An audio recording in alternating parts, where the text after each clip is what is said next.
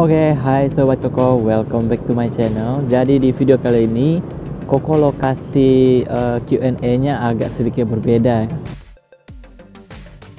Jadi ini Koko lagi di sebuah cafe. Nama kafenya itu Momo Juice and Bar ya. Jadi lokasinya nih nggak jauh dari rumah Koko deh pokoknya. Oke. Terus nggak lupa juga ini Koko ada bawa masker. Cuman pas ngomong ya Koko nggak pakai masker deh. So di video kali ini Koko akan menjawab beberapa Q&A dari teman-teman juga ataupun yang udah tanya-tanya di kolom komentar YouTube Koko ya. Nah, mau tahu jawabannya? Yuk langsung saja.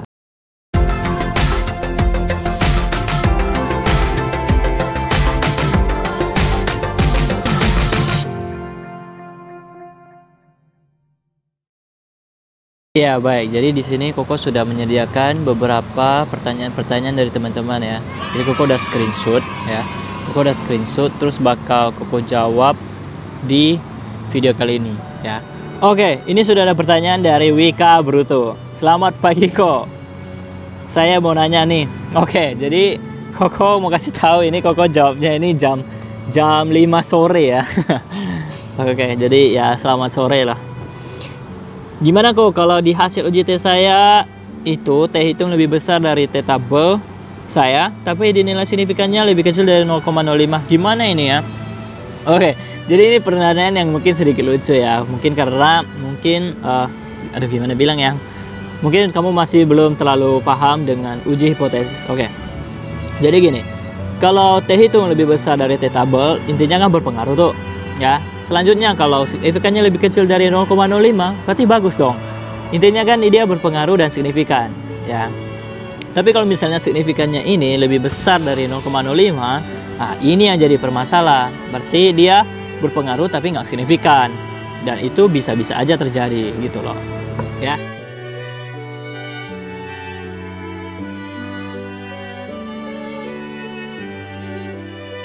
Oke, ini ada pertanyaan dari Nonton Bareng Kita. E-nya 2 ya. Kok mau tanya? Oke, silakan. Dataku pakai uji Glasser terjadi hetero, tapi ketika pakai uji part gak ada hetero. Mantap. Hasilnya ini berpengaruh ke uji autokorelasi sampai uji koefisien determinasi Kako. Terima kasih, terima kasih. Oke, jadi gini ya. Koko mau jelaskan di sini kalau misalnya kadang Koko membuat satu video tutorial nih, contohnya seperti yang ini, tips untuk mengatasi gejala heterosklerositas, berarti kan pakai uji part. Nah, uji ini ya berlaku hanya untuk uji ini aja.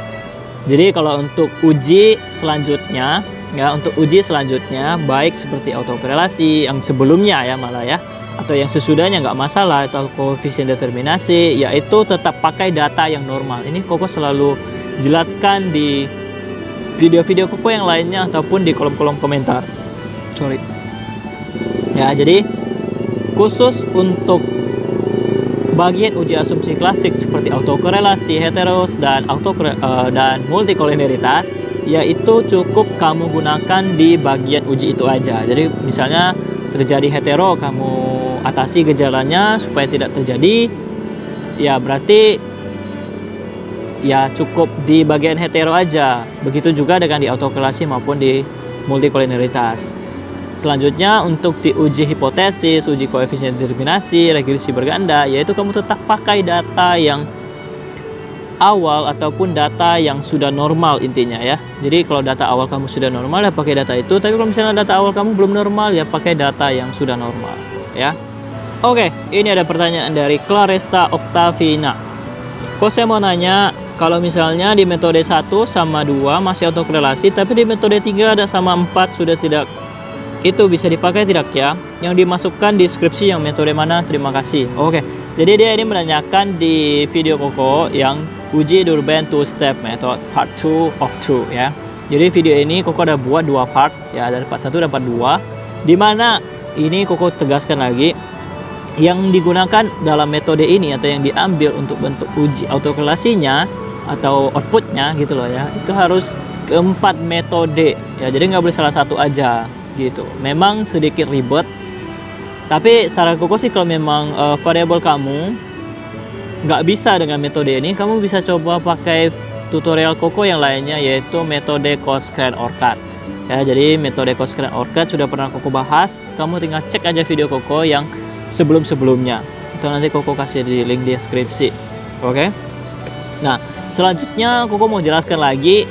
Kamu harus paham dulu ya, untuk bagian uji autokorelasi ini hanya digunakan untuk yang datanya sekunder. Jadi kalau misalnya data kamu primer, ya nggak perlu diuji autokorelasi. Ya, coba diperhatikan lagi. Oke, ini ada pertanyaan dari Ade Eva Lorenzio. Selamat malam Ko. Oke, sini Koko jawabnya sore ya. Nih sore jam 5-an ya.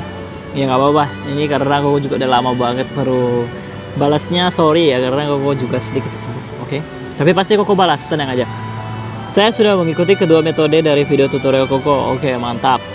Untuk mengatasi gejala autokorelasi. Ya, jadi dia nanyanya di video Koko yang uji Coscrane OrCAD Part 2. Namun setelah saya mengikuti kedua metode tersebut, hasilnya masih di bawah nilai DU. Apakah ada solusinya? Untuk sampel saya berjumlah 418 dan menggunakan 3 variabel bebas. Terima kasih sebelumnya Ko. Ya. Jadi gini ya, syarat tidak terjadi autokorelasi yang baik adalah nilai DW kan harus lebih besar dari DU dan lebih kecil dari 4 kurang DU. Nah, ini gini, gimana nih? Hasilnya masih di bawah nilai DU. Oke. Jadi gini, saran Koko kamu bisa coba gunakan metode lain. Kalau misalnya dengan metode ini tidak cocok, kamu bisa menggunakan uji Durbin two-step method ya. Itu sudah pernah Koko bahas di video-video Koko yang sebelumnya. Itu ada di part 1 dan part 2. Itu kamu coba pelajari.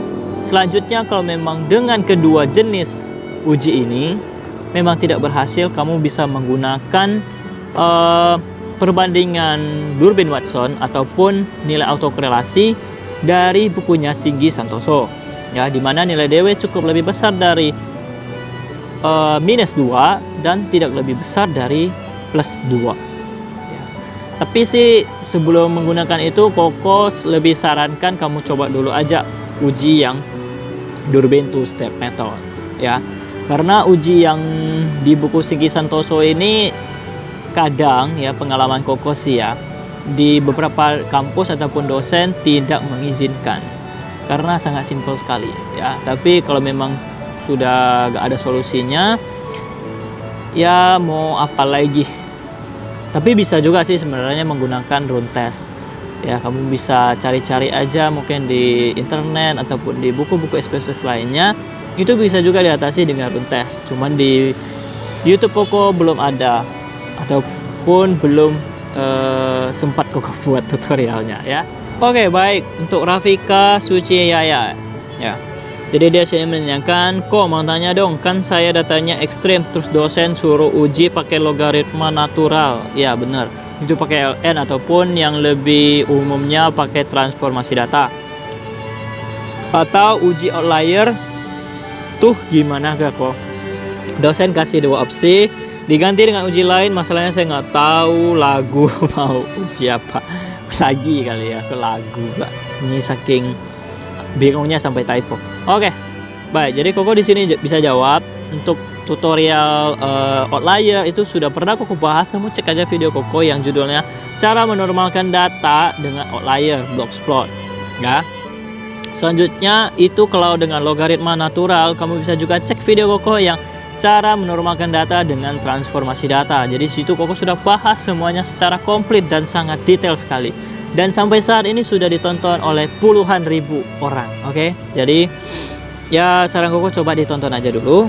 Dan untuk opsi lain mungkin Koko kurang menyarankan ya, karena ya sedikit memang agak ribet. Tapi opsi lain mungkin bisa dengan uji J-score ataupun di video ini kalau misalnya kamu komentar, ini kan transformasi data juga, cuman di variabel yang minus. Ya, ini kembali tergantung jenis variabel kamu seperti apa, ya. Oke, sekian video Koko kali ini. Semoga bermanfaat dan jangan lupa untuk klik tombol subscribe dan nyalakan tombol loncengnya supaya teman-teman mendapatkan notifikasi ketika Koko upload video-video terbaru yang pastinya bermanfaat buat teman-teman. Oke.